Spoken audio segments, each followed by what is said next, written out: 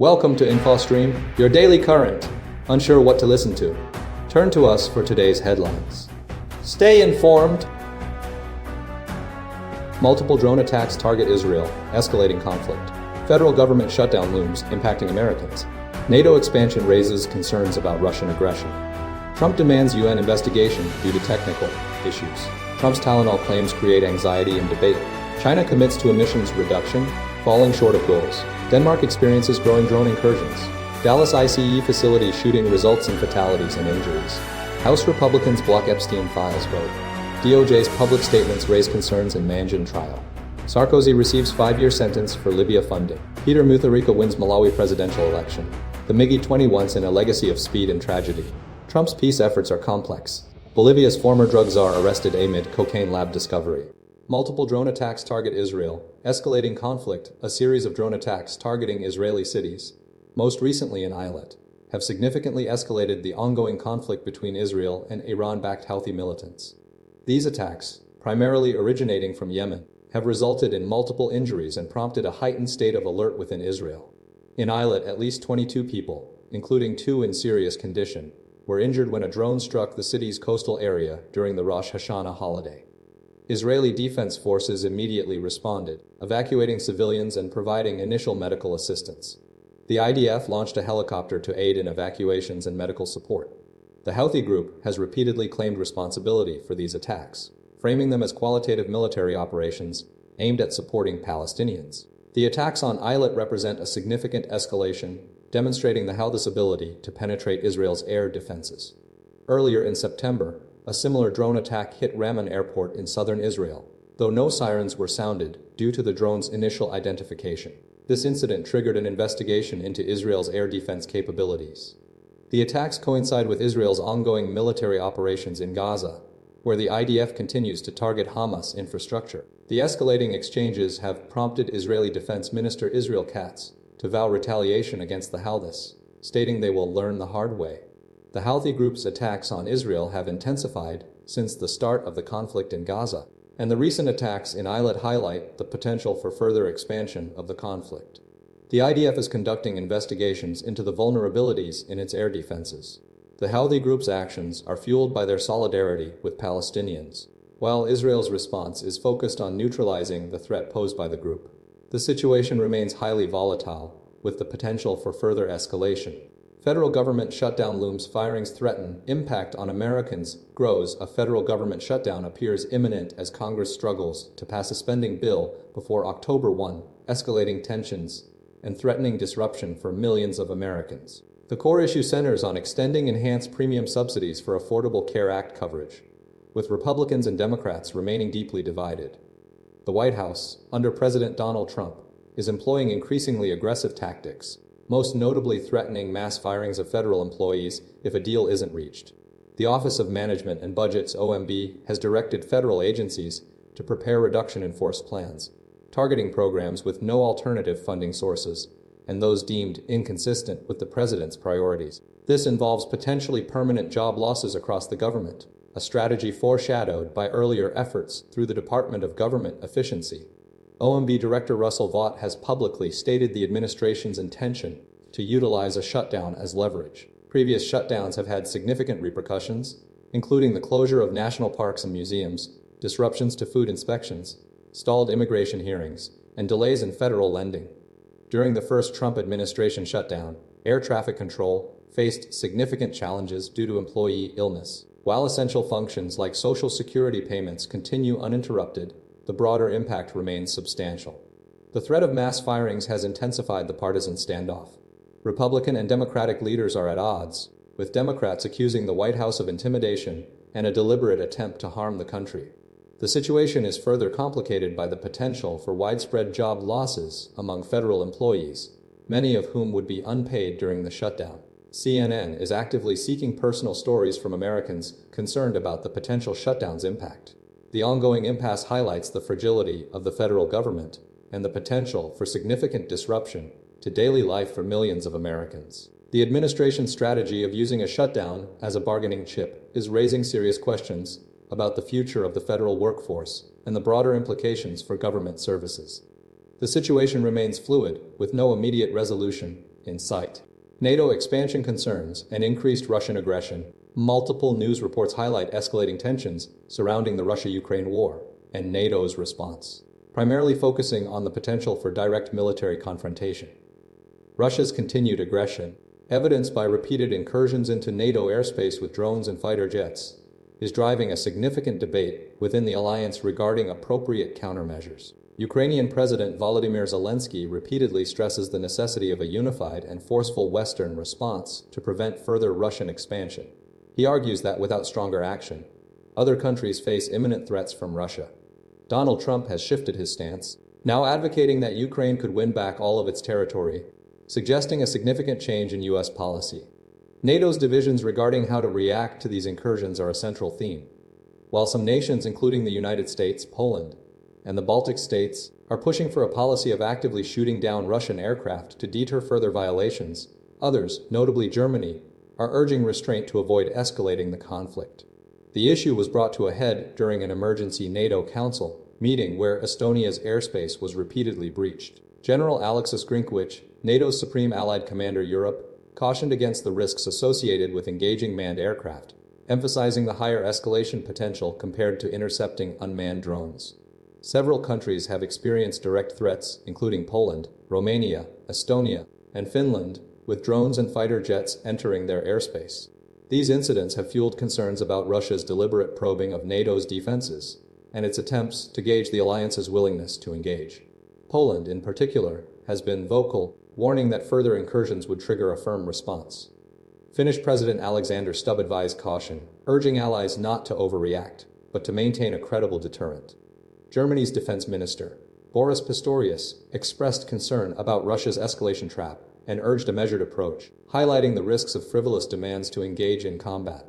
The varying national perspectives within NATO reflect a complex strategic landscape, with some nations prioritizing immediate defense, while others emphasize the need for long-term stability. General Grinkwich underscored the importance of flexibility and coordination, acknowledging that each member state has distinct expectations regarding NATO's intervention capabilities. The ongoing events underscore the fragility of the European security architecture and the urgent need for a cohesive and decisive response to Russia's destabilizing actions.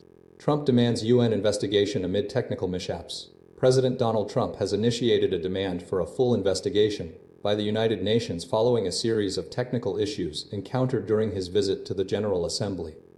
These incidents, which Trump characterized as triple sabotage, include a malfunctioning escalator, a failing teleprompter, and audio disruptions during his speech.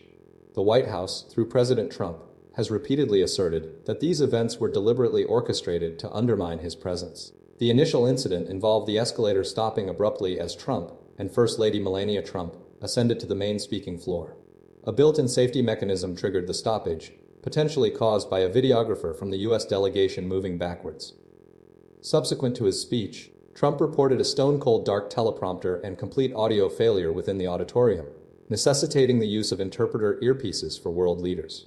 Responding to the escalating concerns, UN Secretary-General Stefan Dujarric ordered an immediate investigation, offering full cooperation to U.S. authorities. The White House, via Ambassador Mike Waltz, formally demanded answers regarding the incidents, including a thorough examination of the escalator's malfunction and the audio issues. Adding fuel to the accusations, a screenshot of an article from The Times was shared, revealing that UN staff members had reportedly joked about intentionally disrupting Trump's arrival by disabling escalators and elevators. This revelation further intensified the accusations of deliberate sabotage. The U.S. Secret Service is also involved in the investigation, and the White House has called for the preservation of security tapes related to the escalator incident. Press Secretary Caroline Leavitt expressed serious concerns about the possibility of intentional interference, demanding immediate action against any individuals involved. The UN's investigation will focus on determining the cause of each technical problem, including whether they were accidental or deliberately caused. The situation highlights ongoing tensions between the US and the UN, with Trump repeatedly criticizing the organization's effectiveness. The US demands underscore a commitment to ensuring security and dignity at international forums. The investigation's outcome will be crucial in addressing these escalating concerns and potentially reshaping the relationship between the United States and the United Nations. Trump's Tylenol claims spark anxiety and scientific debate. Recent statements by President Trump regarding the potential use of Tylenols, acetaminophen, for autism have ignited significant controversy and prompted a re-evaluation of existing research into cerebral folate deficiency. The core of the issue stems from Trump's assertion that Tylenol could be a viable treatment for autism, fueled by anecdotal evidence and a limited review of scientific data. This has led to a surge in interest in the drug, particularly among parents seeking alternative therapies. The FDA is expediting a label change for Tylenol, recognizing the potential for cerebral folate deficiency in children with autism. This change would authorize the drug's use to treat this deficiency, marking the first time a drug has been approved based on such limited evidence. The FDA's decision is based on a review of existing research, primarily small clinical trials, which have shown modest improvements in communication and verbal skills in some children treated with Tylenol. However, the scientific community remains cautious. Many experts emphasize that the evidence supporting Tylenol's efficacy is weak, and that the observed improvements are often small and not clinically significant. Concerns have been raised about the potential for misinterpretation of the data and the risks associated with using a drug without robust, placebo-controlled trials. Several key figures are involved in this debate. President Trump has been a central figure, driving public interest in the drug. The FDA, under the leadership of Commissioner Stephen Hahn, is moving forward with the label change. Researchers, including Dr. Richard Fry, who pioneered the use of Tylenol in autism treatment, are cautiously optimistic. Parents, through online communities like Leukovarin for Autism, are actively seeking information and support. Furthermore, there's a growing concern about the unregulated use of over-the-counter folinic acid supplements, which contain significantly lower doses of the active ingredient and may pose additional risks. The FDA is urging caution and advising against self-treating children with autism. The debate highlights the challenges of translating anecdotal evidence into scientific validation and underscores the importance of rigorous clinical trials in evaluating potential treatments for complex neurological conditions. Moving forward, a greater emphasis on well-designed, placebo-controlled studies is crucial for determining the true potential of Tylenol in treating autism. China commits to emissions reduction, falls short of global expectations. China has announced a commitment to reduce its greenhouse gas emissions by 7–10% from peak levels by 2035, marking its first absolute emissions reduction target. This pledge, delivered by President Xi Jinping during a UN General Assembly climate meeting, comes amidst growing international pressure to address climate change and follows China's previous goal of peaking emissions around 2030, which appears to have already been achieved. The target represents a significant step, given China's status as the world's largest emitter, but falls short of the 30% reduction advocated by the Biden administration and many other nations. The announcement highlights China's ongoing transition towards renewable energy, with plans to expand wind and solar power capacity to over 6 times its 2020 levels and eventually to 600 gigawatts. Despite this ambition, China continues to rely heavily on coal, a significant concern for environmental groups. Recent data indicates a decline in coal electricity generation in the first half of 2025, suggesting a potential shift towards cleaner energy sources. The United States, under President Trump, has taken a markedly different approach, dismissing climate change concerns and promoting fossil fuel use. This divergence in strategy has raised questions about the future of global climate cooperation. China's commitment is seen as a crucial factor in determining the planet's climate trajectory, particularly given its scale of emissions. China's current renewable energy capacity is already 5 times greater than that of the United States, demonstrating its leadership in this sector. The country is currently building 5 of 10 gigawatts of utility-scale solar and wind, adding to its existing 400 gigawatts. Despite the target falling short of expectations, China's commitment, combined with its rapidly expanding renewable energy sector, offers a potential pathway for continued progress. The situation underscores the challenge of balancing economic development with climate action and the need for sustained international collaboration. The U.S. absence from the Paris Agreement and its contrasting policy positions further complicate the global effort to mitigate climate change. Denmark drone incursions, a growing threat. Multiple Danish airports, including Aalborg and Copenhagen, have been temporarily closed due to unauthorized drone activity, escalating concerns about airspace security and potential threats to critical infrastructure. The incidents, occurring within a week, are linked by the presence of multiple drones flying near airport areas, disrupting takeoffs and landings and causing significant travel delays. Aalborg, an active military base, was affected first, with drones remaining in the vicinity for over an hour before departing. Investigations are underway, with authorities exploring various theories surrounding the incidents. While no definitive attribution has been made, Prime Minister Mette Frederiksen has suggested the possibility of Russian involvement, citing a pattern of similar incidents in Poland and Romania. This assessment is supported by the broader European context, where heightened alert levels exist following numerous Russian breaches of NATO airspace. Last week, NATO intercepted 3 Russian jets that entered Estonian airspace, forcing them to retreat. Simultaneously, Romanian and Polish airspace were violated by Russian drones during an attack on Ukraine, marking the first time NATO forces fired upon adversary aircraft since the invasion began. These actions have prompted increased vigilance and defensive measures along NATO's eastern flank. The Danish incidents are part of a wider trend of suspected Russian hybrid attacks, targeting European infrastructure. The European Commission, led by Ursula von der Leyen, has expressed concern over the persistent contestation at our borders and the vulnerability of critical infrastructure. Despite the lack of conclusive evidence, the recurring nature of these drone incursions has raised serious questions about security protocols and the potential for further escalation. Authorities are actively seeking to identify the perpetrators and implement measures to prevent future disruptions. The situation underscores the ongoing tensions surrounding the conflict in Ukraine and the evolving tactics employed by Russia in its attempts to destabilize NATO member states. The Danish armed forces were affected during the Aalborg incident, adding another layer of complexity to the situation. Dallas IC facility shooting leaves 1 detainee dead and 2 more injured. A shooting at a U.S. Immigration and Customs Enforcement IC field office in Dallas resulted in 1 detainee's death and 2 others sustaining serious injuries. The Department of Homeland Security confirmed the incident occurred on September 24, 2025. The FBI is investigating the event as an act of targeted violence, with Special Agent in Charge Joe Rothrock stating none of the victims were law enforcement personnel. The shooter, identified as Joshua John, died from a self-inflicted gunshot wound. He opened fire from an elevated position, according to Homeland Security Secretary Kristi Noem. Investigators found a handwritten note indicating a desire to give ICE agents real terror, alongside other evidence suggesting pre-attack planning. The note was recovered from the shooter's residence, and a search warrant executed there revealed a document titled Dallas County Office of Homeland Security and Emergency Management, containing a list of DHS facilities. Evidence obtained through devices, data, writings, and other items at the shooting site, the shooter's body, and his residence indicated a high degree of pre-attack planning.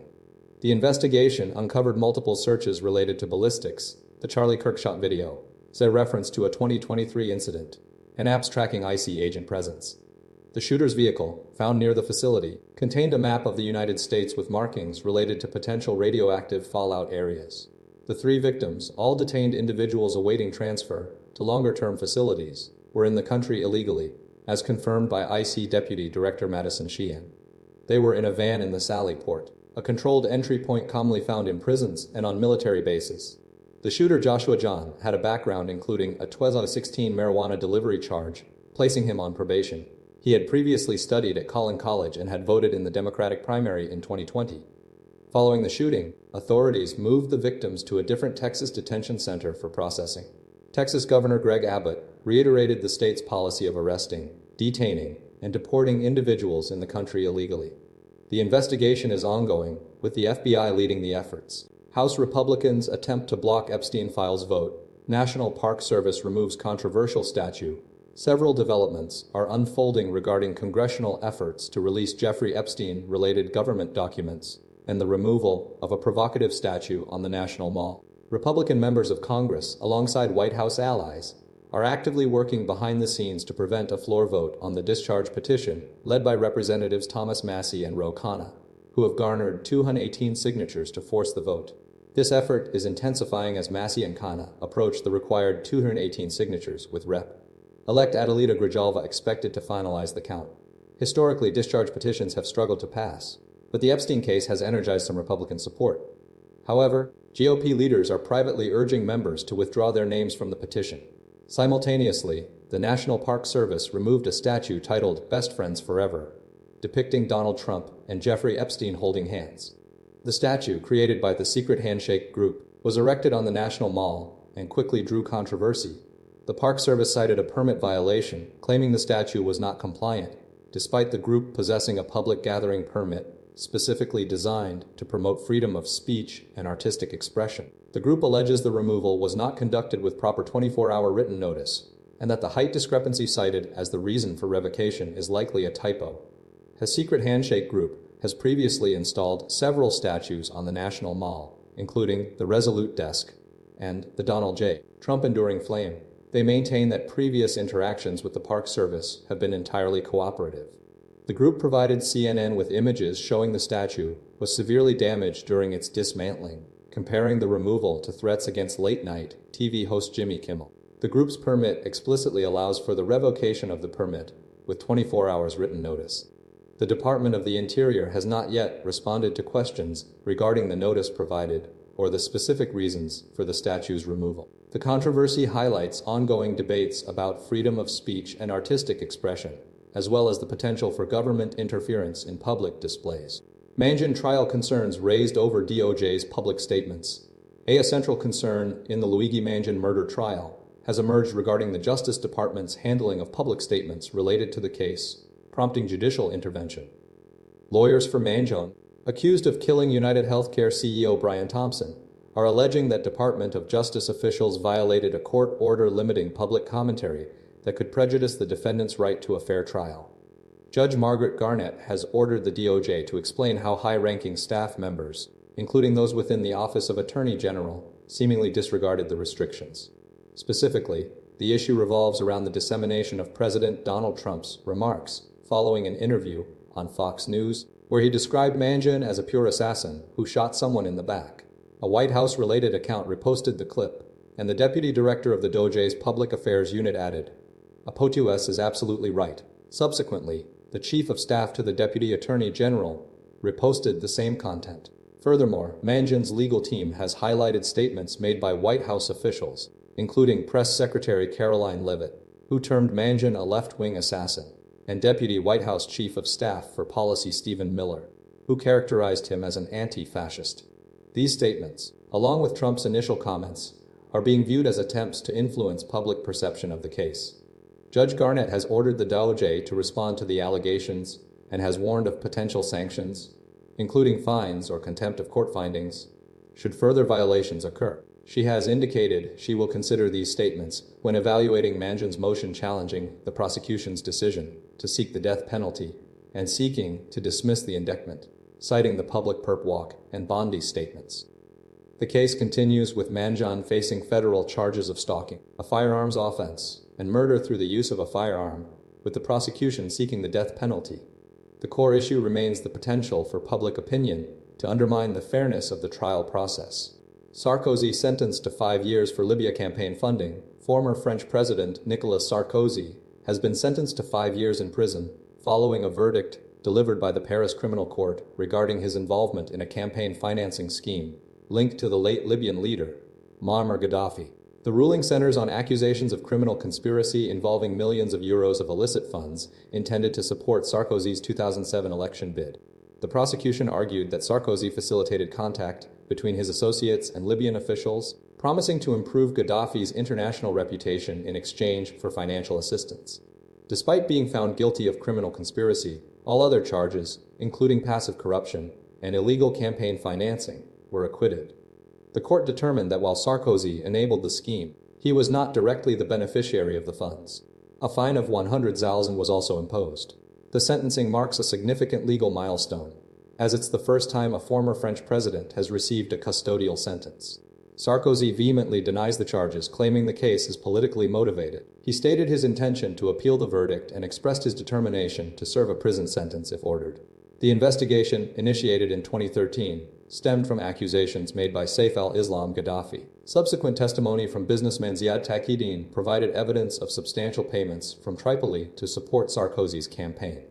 Several former French officials, including Claude Guillaume and Brice Hortefeux, were also implicated and convicted of corruption and criminal conspiracy. Sarkozy's legal troubles extend beyond this case. He has faced previous investigations and convictions, including a 1-year sentence in 2024 for overspending on his 2012 re-election campaign, and a conviction in 2021 for attempting to bribe a judge. The appeals court recently ruled he could serve his time at home with an electronic monitoring device.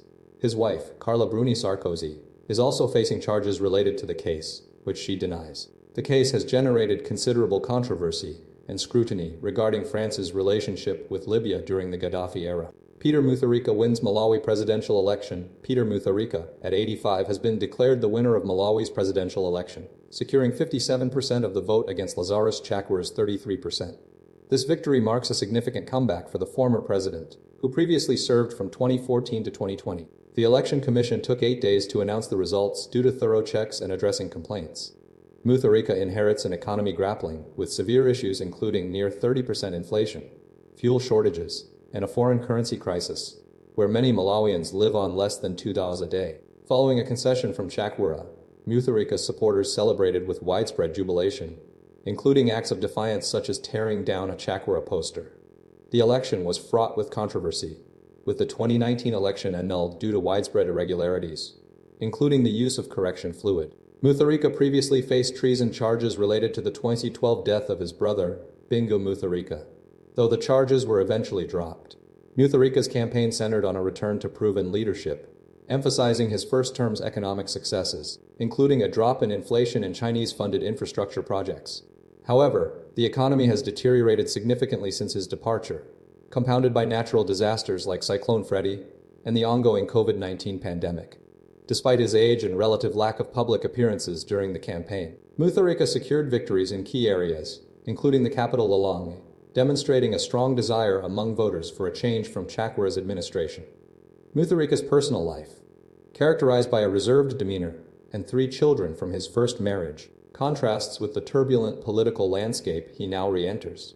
The election's outcome highlights a nation grappling with persistent economic challenges and a desire for stability, placing a considerable weight on Mutharika's ability to address these issues. The inauguration ceremony will occur within the 7 to 30-day window following the result announcement.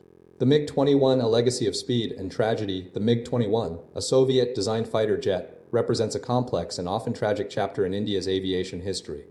For over 6 decades, it served as the backbone of the Indian Air Force IAF, comprising 2/3 of its fighter fleet, and was a cornerstone of India's defense strategy.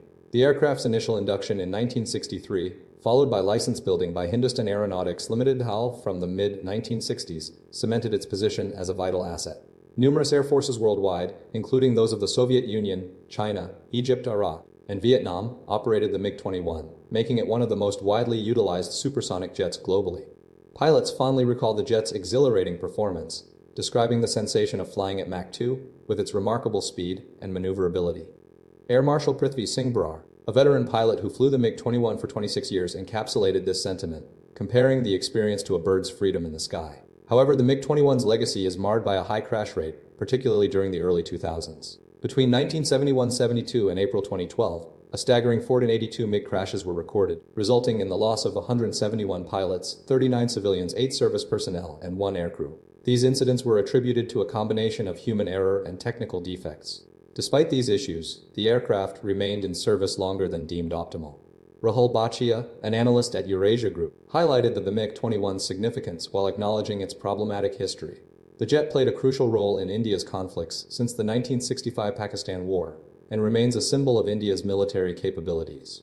The aircraft's design, characterized by its sleek, needle-nose shape and blistering speed, contributed to its widespread adoption. The MiG-21's story is therefore one of both admiration and sorrow, a testament to a remarkable aircraft, and the human cost associated with its operation. The final flight of the MiG-21 marks the end of an era for the IAF, and a poignant reflection on a technological marvel's complicated journey. Trump's claimed peace efforts, a complex assessment. Donald Trump repeatedly asserted he had ended 7 ongoing conflicts, a claim heavily disputed by involved parties and lacking concrete evidence of lasting resolutions. His claims encompassed a diverse range of disputes, including those between Israel and Iran, India and Pakistan, Serbia and Kosovo, Egypt and Ethiopia, Rwanda, and the Democratic Republic of Congo, and Armenia and Azerbaijan.